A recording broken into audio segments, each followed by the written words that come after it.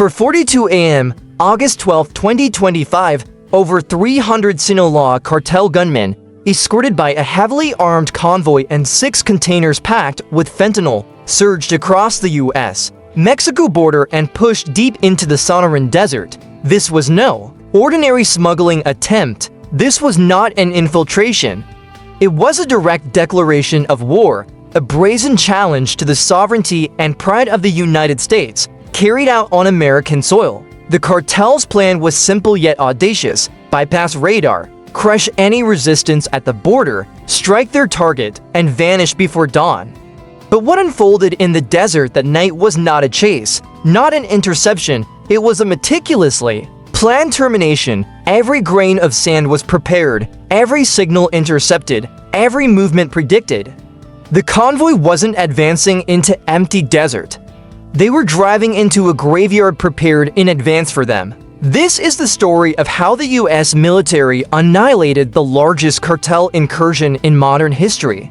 No warnings, no negotiations, no chance of retreat. Stay locked in, because before this story ends, you'll learn the secret behind America's hidden response and why crossing the red line means only one outcome: obliteration. For 142 hours, the skies above southern Arizona were ink black. No moon, no stars, no patrol aircraft. Along the razor edge of the Sonora Desert, less than 2 kilometers north of the Mexican border, a massive armored convoy crawled silently through. The Sierra El Panique Pass, a natural corridor once used by smugglers, now widened into a tactical invasion route. No broadcasts, no open comms. Only the hushed growl of diesel engines running in stealth mode and the faint glow of infrared lights sweeping the rocks ahead. At the front, 3 armored command vehicles led the formation, followed by 18 military trucks, 24 modified SUVs armed with heavy machine guns for mobile anti-air platforms, and 6 refrigerated shipping containers packed with over 2.7 tons of pure fentanyl, enough poison to kill more than 200 million people. Inside the convoy rode over 300 fighters, each heavily armed. M4 carbines, PK and belt-fed machine guns. M203 grenade launchers. FN-6 shoulder-fired missiles, 12 miniature kamikaze UAVs. But this wasn't just Sinaloa muscle. The column included Colombian mercenaries, ex-special forces deserters, semi-professional artillery crews, and even electronic warfare specialists. Together, they formed a shadow division rebranded by Sinaloa as Unidad Fantasma, the Ghost Unit, a paramilitary arm designed to cross borders, strike hard, and vanish. Why risk such recklessness? Why would a cartel that thrives in shadows gamble everything on a direct assault into the United States? The answer goes back to July 29, 2025. Just 2 weeks earlier, the D, in coordination with Mexican Special Forces, dismantled a major Sinaloa supply corridor in Sonora. 40 tons of precursor chemicals were seized. 17 fentanyl processing technicians were arrested, including the son of a senior cartel commander. The hit didn't just damage profits, it shattered the illusion of control. For years, Sinaloa believed Mexican officials would protect them, but this time, they had been betrayed. The response was swift and brutal, a counterstrike of unprecedented scale. The plan, codenamed Operation Roto Operation Torn Sky, was simple: cross into Arizona, annihilate border checkpoint 13, re-establish a fentanyl route through the Gila Mountains, and send a bloody warning to Washington and Mexico City alike: we are not finished. We cannot be erased. The mission was scheduled for August 9th, led by none other than Salvador Eli Carranza, a ruthless commander with a $10 million US bounty on his head. Carranza's reputation was infamous: over 50 assassinations in Culiacan, entire distribution networks across Arizona, Nevada, and New Mexico under his control. Yet Carranza had no idea that for over a year, he had been under constant surveillance. Every route, every burner phone, every satellite ping, every fake ID driver had been mapped by the Department of Defense's Border Analytics Data Center. And the moment the convoy crossed the invisible threshold monitored by an ORAD, the system-designated Killbox Bravo came alive. No alarms, no sirens, just a silent encrypted signal from buried magnetic sensors to command. Hidden in the desert, beneath the dust, among jagged cliffs and scorched cactus fields, 3,000 American troops waited. Delta Force, SEAL Team 6, Army Rangers. Marine Recon, the 82nd Airborne. Combat Engineers, UAV Operators, Electronic Warfare. Specialists, 14 tactical clusters dug in, camouflaged, and holding their ground for 40 hours straight without breaking cover. For a year, the operation had been in motion. And now, as the convoy's lead vehicle rolled across the invisible death line, the trap closed. The hunters had just become the hunted. 2 minutes after entry, Killbox Bravo ignited. There were no warning shots, no orders to stand down, only annihilation. From 19 kilometers away, a HIMARS battery from the 75th Artillery Brigade unleashed its first salvo, 6 GMLRS rockets, traveling at nearly Mach 3, ripped across the night. No radar log, no audible trace, just 6 blurs of light before impact. The second command vehicle exploded instantly, shredded like aluminum foil, its occupants vaporized in fire. From the western ridge, SEAL Team 6 snipers fired simultaneously, precision-guided 7.62mm rounds slicing through bulletproof glass and skull alike. Gunmen collapsed before they could even scream. Above, for Switchblade 600 loitering drones, launched silently from a concealed base at Black Ridge. Within seconds, they locked onto cartel heavy machine gun trucks, the only units capable of suppressing American fire. 40 seconds later, 5 cartel firebases vanished in thunder and flame. On the desert floor, Delta Force initiated Pincer 1. Advancing from 600 meters, they fired M3 Carl Gustaf anti-tank rounds straight into the convoy's midsection. One warhead struck a fentanyl container. The result, a catastrophic rupture, spewing a toxic white cloud 30 meters wide.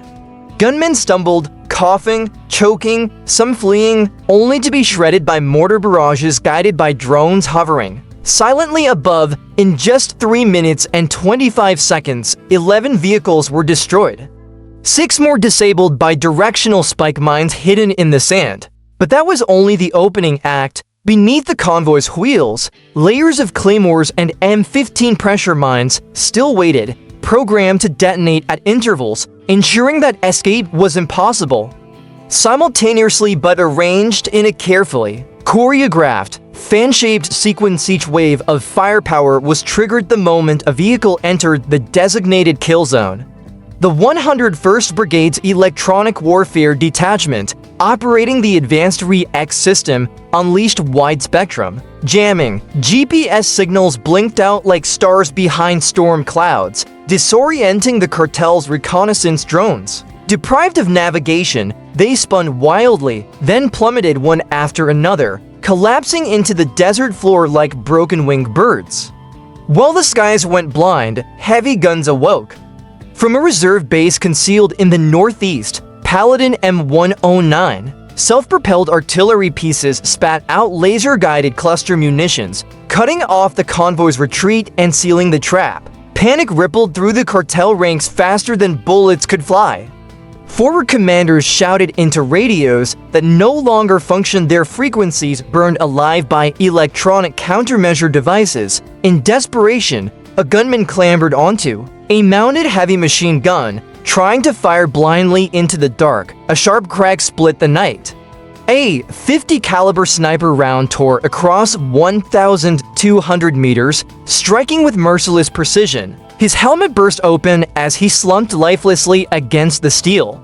Inside the command vehicle, Salvador Alinki Carranza, the cartel's field commander, fumbled for control.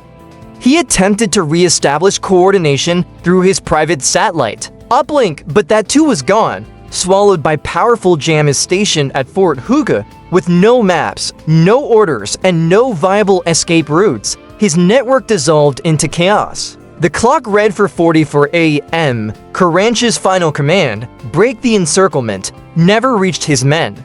Instead, it was intercepted and immediately relayed to U.S. Special Forces, who treated it as the signal to begin Phase 2. In the span of 7 minutes and 50 seconds, over a third of the convoy was annihilated. A surviving gunman later testified, "From the backseat I watched comrades cut down, containers erupt, vehicles ignite and blossom into fireballs. It looked like fireworks against the black sky." Yet no U.S. soldier appeared, no voice came. Over the desert, only fire, smoke, and a silence that felt programmed, descending like judgment. This was not a firefight, it was a tactical execution. The cartel, once feared across northern Mexico, was now reduced to prey, stalked in silence, hunted to its inevitable end. For 52 a.m., smoke hung low over the convoy's shattered front. A sentinel container smoldered, heat radiating across the desert sand, and then, as though the first storm had only been a prelude, a second wave struck, not with artillery or missiles, but with data, deception, and invisible lines of code. The cartel had trained to resist drones, to counter ambushes, to fight back against snipers, but they had never faced an enemy that did not exist in flesh, only in signals. This was campaign-level electronic warfare, orchestrated by the 3rd Battalion, 75th Digital Warfare Brigade, with an NSA and DS Signals Intelligence Task Force embedded alongside. When the REAP-X system activated from a hardened underground command post in Tucson, the battlefield itself transformed. It became a living maze of radio waves. Satellite signals were bent and spoofed. GPS maps drifted into lies. Cartel radios, hacked and reprogrammed, began broadcasting false instructions. Alpha Unit believed themselves moving west. In reality, they had strayed 800 meters east. A logistics escort team, retreating toward safe coordinates, marched directly into a Claymore minefield, its trigger waiting, primed days before. Orders evaporated, direction vanished, fear multiplied. Meanwhile, U.S. Special Forces silently harvested every sound on the air. Calls were cracked, voices filtered, and accents identified. A mid-level commander's distinct Sinaloa inflection betrayed him. Within 40 seconds, a Ghost X reconnaissance UAV, unarmed but watchful, hovered above his vehicle, guiding precision artillery onto the target. His command post disintegrated under steel and flame. The cartel was no longer tracked by sight. Their movements were mapped through heat signatures, intercepted radio waves, and even the faint ground tremors from their footsteps. On Black Mesa, 2 mini radars swept tirelessly, measuring the hum of engines, the oscillations of gunfire, the metallic cough of weapons. Every action, a door flung open, a rifle lifted, a vehicle shifting gears, was instantly converted into coordinates. Those coordinates, updated in real time, streamed to artillery batteries positioned 14 kilometers away. Paladin M109s and higher systems responded relentlessly, turning mathematics into fire. But the killing blow came not from the earth, it descended from the quiet sky. Since 3:30 a.m., for Phoenix X, loitering drones had circled overhead in spiral patterns, their radar-absorbing bodies invisible to detection, their comms silent, their presence unknown. Each carried 8 GBU-39 BSDB-2 bombs, equipped with both infrared and radar seekers. At the command signal, bomb bays yawned open. The drones released their payloads. Each bomb descended like an invisible executioner's blade. They struck with unerring accuracy, carving into vehicles that housed communications hubs, signal jammers, and drug caches. In less than 70 seconds, the convoy's central hub and command vehicles were reduced to rubble. Not a single warning siren sounded, not a single radar ping was heard. The bombs arrived without voice, without echo, without chance. On the southwestern flank, for vehicles made one last desperate bid for escape. They tore across the desert, chasing backup GPS coordinates that promised freedom across the Mexican border. Yet the signals they followed were counterfeit. MWK-11 spoofing systems, hidden along Highway 85, had bent reality itself, believing they were fleeing south. The cartel instead drove straight into a programmed death trap. 3 minutes later, Switchblade 600 drones descended like vultures. Each warhead dove into a windshield, exploding in the driver's cabin. The vehicles were reduced to burning shells. Still, no American soldier had moved. No boot pressed the sand, no voice carried on the desert wind. The battlefield was silent except for the system's central node glowing with live targets. By 5:03 a.m., just 21 minutes after the first salvo, the electronic warfare system locked down the operation with Pinsir Alpha 2. Satellite bands collapsed into static. The 300 to 900 MHz voice range was blanketed in noise. Survivors in the convoy discovered their radios useless, their maps irrelevant, their commanders gone. One desperate gunman stepped from his vehicle, clutching his radio like a lifeline. He screamed, "Can anyone hear me?" Only static responded. Seconds later, an explosion rolled across the dunes, silencing him forever. No survivors, no answers, no enemy to fight. This was a battle without declarations, without trenches, without flags. The cartel was not defeated by overwhelming firepower, but by something far greater. Information itself, every grain of sand, was listening, every frequency was known. Every decision had been anticipated months in advance. When they crossed the border, the cartel believed themselves hunters. But by the end, they were prey sliced apart by an invisible blade, forged not of steel, but of intelligence, technology, and silence. As the wreckage of the convoy smoldered, with UAVs downed, radios silenced, and survivors dazed in terror, another force stirred. From natural rock hollows, from forgotten border bunkers, from dry channels mapped days prior, shadows began to rise. Compact, silent, lethal, the rearguard of U.S. Special Forces emerged, having waited 3 days in hidden positions for this precise moment. The battle was not over. The execution had only just begun. Forces emerged as though the desert itself had given birth to them. Rising from red dust and silence, they appeared without warning, not as individuals, but as pieces of a machine, seamless, precise, and lethal. These were not wandering soldiers, they were elements of the 82nd Airborne Division, moving in complete coordination with Mars and Delta detachments. Together, they formed a combined strike force of more than 900 operators, divided into fan-shaped envelopment units, each one a blade in a closing circle. Every squad consisted of 6 to 10 men, stripped down for mobility yet armed. With precision, they traveled in low-noise JLTV military vehicles, engines tuned to blend into the desert wind.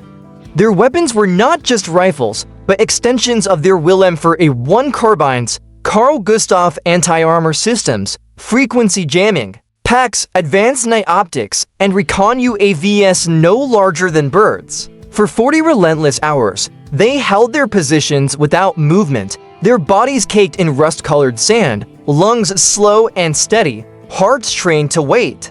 Their mission was not to charge or attack recklessly. Their mission was patience, until there was no path left for their prey to escape. That moment arrived when the last cartel vehicles attempted retreat. Believing the southern corridor open, they charged into what they thought was freedom, yet they were running directly into the third blade of the ambush, a vertical sight poised for 100 meters above, UAVs equipped with infrared cameras tracked. Every warm body, every fleeing engine, coordinates streamed silently to sniper teams who answered with invisible bursts of fire. 5-round sequences cut into the desert air, each finding its marked chests, skulls, shoulders collapsing into sand. The cartel gunmen sprayed wild arcs of fire into the darkness. Their bullets struck only silence, chasing shadows that weren't there. Across the wasteland, the soundscape fractured into chaos, panic shouting, broken radio signals, frantic commands that resembled more the cries of medieval knights than disciplined fighters. The noose tightened, and within its choke appeared a prize, a heavily armored armadillo command vehicle draped in desert camouflage, carrying 3 senior Sinaloa commanders. They were not fleeing blindly, they were desperately trying to hijack a military satellite uplink to seek aid from across the border. The effort ended in fire. Surveillance confirmed the passenger, Victor L. Lobo Cardenas, architect of the fentanyl distribution network that bled across the U.S. Southwest, worth $10 million alive. He had earned the grim nickname the Death God of the cities. A UAV-fired round shattered the armadillo's front axle, flipping the vehicle like a toy. Within 12 minutes, U.S. teams breached the site, neutralized his escort, and dragged El Lobo out breathing but defeated. Alongside him, 2 encrypted SSD drives were seized, brimming with cartel secrets distribution maps for Tucson, Phoenix, Los Angeles, and Dallas, transit hubs disguised as warehouses, and the names of 7 Mexican officials complicit in the machinery of corruption. At 5:41 hours, just over an hour from the first artillery shot, the desert